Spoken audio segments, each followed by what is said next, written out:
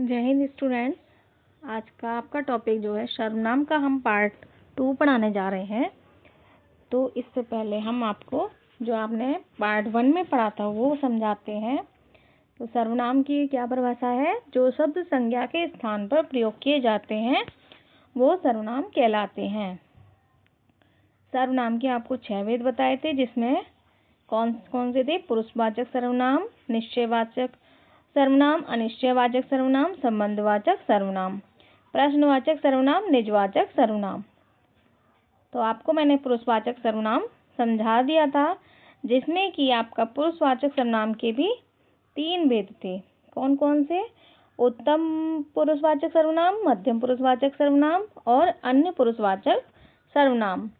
तो उत्तम पुरुष में क्या था? जो कर्ता, मतलब यानी कि एक जो व्यक्ति अपने बारे में बात करता है तो किन शब्दों का प्रयोग करता है, वो होता है उत्तम पुरुषवाचक सर्वनाम। यानी कि जहाँ पर वक्ता, केवल वक्ता बात करता है वो उत्तम पुरुषवाचक होता है। मध्यम पुरुषवाचक, जहाँ पर एक वक्ता होता है और एक श्रोता होता है, तो वहाँ मध्यम पुरुषवाचक होता है। और अन्य पुरुषवाचक में होता है जहाँ दो व्यक्ति किसी तीसरे के बारे में बात कर रहे हो, तो वो अन्य पुरुषवाचक सर्वनाम कहा जाता है। इसके आगे अब हम आगे के भेद पढ़ते हैं। तो नंबर 2 है निश्चयवाचक सर्वनाम। निश्चयवाचक सर्वनाम किसे कहते हैं? ऐसे सर्वनाम शब्द जो किसी निश्चित व्यक्ति या वस्तु की ओर संकेत करें, उन्हें निश्चयवाचक सर्वनाम कहते हैं। निश्चित व्यक्ति या वस्तु के लिए, मतलब कि यह मेरा भाई है, वह तुम्हारा बस्ता है, उसी को यहाँ बुलाओ। तो यहाँ आपको निश्चय पड़ता है कि यह बस्ता तुम्हारा है, ये बात हो रही है, वह मेरा भाई है, यानी कि आपको पता है कि ये चीज़ मेरी है या मेरा बस्ता है। किसका बस्ता है? बैग्स होते हैं, कई सारे बैग होते हैं क्लास में, तो वहाँ सभी को नॉलेज होती है कि किसका कौन सा बैग है। उसी को यहाँ बुलाओ, तो यहाँ उसी को मतलब है किसी के लिए कहा जा रहा है, किसी व्यक्ति के लिए, तो उसी को बुलाओ। तो इशारे से बुलाया जा रहा है, वो व्यक्ति वहाँ खड़ा है और उसको बुलाया जा रहा है, तो इसलिए यहाँ उसी शब्द का प्रयोग किया गया है। निश्चय यानी कि एक निश्चित चीज या व्यक्ति के लिए बात की जा रही है, वो निश्चयवाचक सर्वनाम होता है। अनिश्चयवाचक सर्वनाम ऐसे सर्वनाम शब्द जो किसी निश्चित व्यक्ति या वस्तु की ओर संकेत नहीं करते, उन्हें अनिश्चयवाचक सर्वनाम कहते हैं। ऐसे सर्वनाम जो किसी निश्चित व्यक्ति की या वस्तु की ओर संकेत नहीं करते। तो मुझे कोई बुला रहा है, वहाँ कुछ रखा है, पानी में कुछ गिर गया। तो मुझे कोई बुला रहा है, जैसे कि बच्चों के फ्रेंड्स होते हैं, तो वो अगर आवाज़ देते हैं तो पता नहीं चलता है कि कौन बुला रहा है, इसलिए, और आपको लगता है कि कोई बुला रहा है, अपना नाम सुन के इस तरीके से सब लोग बोलते हैं।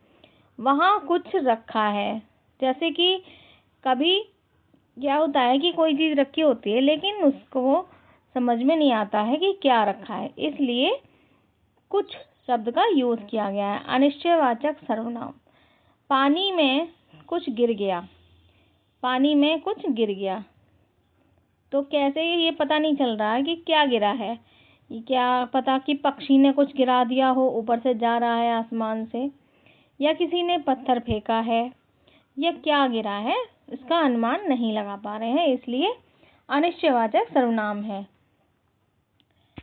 तो इन वाक्यों में कोई और कुछ सर्वनाम शब्द किसी निश्चित व्यक्ति या वस्तु की ओर संकेत नहीं कर रहे हैं, इसलिए ये अनिश्चयवाचक सर्वनाम है। अब देखेंगे संबंधवाचक सर्वनाम। ऐसे सर्वनाम शब्द जिनका वाक्य के दूसरे सर्वनाम शब्दों से संबंध जोड़ा जाए, उन्हें संबंधवाचक सर्वनाम कहते हैं। ऐसे सर्वनाम शब्द में वही आते हैं, वह, मैं, आप, तुम, उसके, इन्हें, उन्होंने, ये शब्द आते हैं। तो यहाँ देखेंगे क्या लिखा है? जो पढ़ेगा सो सफल होगा, जिसकी लाठी उसकी भैंस। तो यहाँ जो और सो शब्द का प्रयोग किया गया है, जिसकी और उसकी, यानी कि जो काम करता है वही उसको ही फल मिलता है। तो यहाँ दोनों सेंटेंस को जोड़ा गया है। इन वाक्यों में जो सो तथा जिसकी उसकी शब्द एक वाक्यांश को दूसरे वाक्यांश से जोड़ने का काम कर रहे हैं, इसलिए ये संबंधवाचक सर्वनाम है। तो आपने देखा यहाँ पर कि जो का सो से संबंध है, मतलब जो पढ़ेगा सो सफल होगा, जिसकी लाठी उसकी भैंस।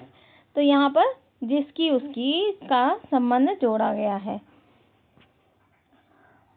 प्रश्नवाचक सर्वनाम अब देखेंगे। प्रश्नवाचक सर्वनाम तो आप जानते हैं कि प्रश्न जिसमें भी पूछा जाता है लेकिन उसमें सर्वनाम शब्द का प्रयोग होता है। जैसे ऐसे सर्वनाम शब्द जिनका प्रयोग प्रश्न पूछने के लिए किया जाता है उन्हें प्रश्नवाचक सर्वनाम कहते हैं। तुमने आज क्या खाया, दरवाजे पर कौन खड़ा है, गिलास किसने तोड़ा। तो यहाँ पर क्या हो रहा है कि जिस बात का पता नहीं है तो उस बात के लिए पूछा जा रहा है कि क्या खाया। दरवाजे पर कौन खड़ा है, दरवाज़ा बंद होता है और कोई आ जाता है तो आपके मुंह से आवाज़ भी यही निकलती है वो जब खटखटाता है कि कौन है, क्योंकि आने का पता नहीं होता कि कौन आ रहा है, और अगर पता होता है तो हमें खुद ही जानकारी होती है इस बात की। अब गिलास किसने तोड़ा, मान लीजिए किसी ने गिलास तोड़ कर रख दिया है और उसकी जानकारी किसी को नहीं है, तो ये पूछना एक प्रश्नवाचक वाक्य के द्वारा होगा कि किसने तोड़ा, किसने, कौन और क्या। ये शब्द क्या है, प्रश्नवाचक का बोध करा रहे हैं। तो ये शब्द प्रश्नवाचक सर्वनाम है। तुमने आज क्या खाया, यहाँ पर ये हो गया था आपका। अब इन वाक्यों में क्या, कौन, किसने, ये सर्वनाम शब्दों का प्रयोग प्रश्न पूछने के लिए किया गया है, इसलिए ये प्रश्नवाचक सर्वनाम है। आगे देखेंगे निजवाचक सर्वनाम। निजवाचक सर्वनाम किसे कहते हैं, ऐसे सर्वनाम शब्द जिनका प्रयोग अपने लिए किया जाता है उन्हें निजवाचक सर्वनाम कहते हैं। मैं अपने आप खा लूँगी, मैं स्वयं पढ़ लूँगा, यह पुस्तक मैं अपने लिए लाया हूँ। तो आपने देखा कि मैं अपने आप खा लूँगी, यानी कि कोई व्यक्ति जब यह अपने लिए अपने आप काम कर रहा है तो वो निजवाचक कहलाता है। मैं स्वयं पढ़ लूँगा, स्वयं यानी कि अपने लिए ही बोल रहा है। तो निज माने होता है अपना, निजवाचक यानी कि अपने लिए कहे गए शब्द। तो अपने लिए कौन कौन से शब्द यूज हो रहे हैं, वो सर्वनाम शब्द हैं, अपने आप, स्वयं और अपने। तो ये आपका निजवाचक सर्वनाम हो गया है। तो आपने ये सर्वनाम शब्द सीख लिए होंगे। इसमें कौन कौन से थे आपके, प्रश्नवाचक, निजवाचक, अनिश्चयवाचक, निश्चयवाचक और संबंधवाचक। तो आप इनको अच्छे से ध्यानपूर्वक इनको देखेंगे, समझेंगे और इस वीडियो को अच्छी तरह से देख लेंगे तो आपको समझ में आएगा, फिर इसको लर्न करेंगे। Thank you, have a nice